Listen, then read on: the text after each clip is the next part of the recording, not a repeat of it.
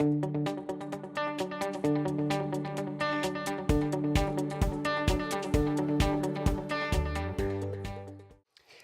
highly influential view that has taken hold over the last 20 or so years in debates over education holds that the aims of education are best decided by individuals, by parents and students who know best what they want, how much they want of it, and how much they're willing to pay for it.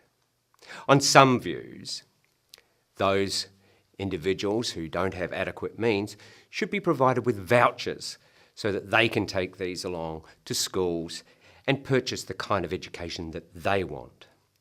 In this view, education is seen as a consumer good, something that is bought and sold in the marketplace, just as cars, food and clothing are.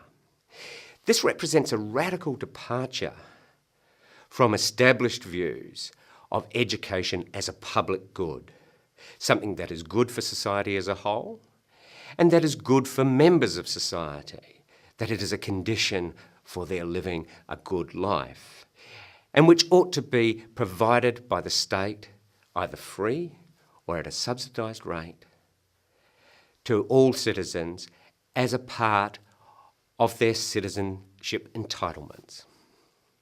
The influence of this view is evident in the ways that education is often talked about as a product, and parents and students as consumers, in the ways that schools are encouraged to see themselves as small businesses, marketing their services on websites and open days, touting their students' performances in standardised tests and examinations, and the ways that schools are encouraged to charge fees that reflect both the cost and the demand for their services.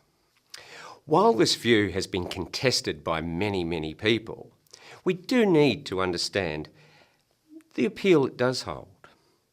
Firstly, it appeals to the cultural value of freedom, a very modern value. We experience ourselves as free individuals because, in many ways, we are able to make our own choices. We don't have anyone else making them for us. It appeals to the idea that consumers have power, that there's a certain element of quality control involved in the idea that if people are paying money for something and they don't get what they're paying for, that they will take their custom elsewhere. It appeals to the idea that governments should be running tight budgets.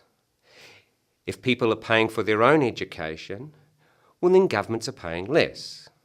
They are then able to lower taxes, which is good for business. It increases their profits, which means they employ more people.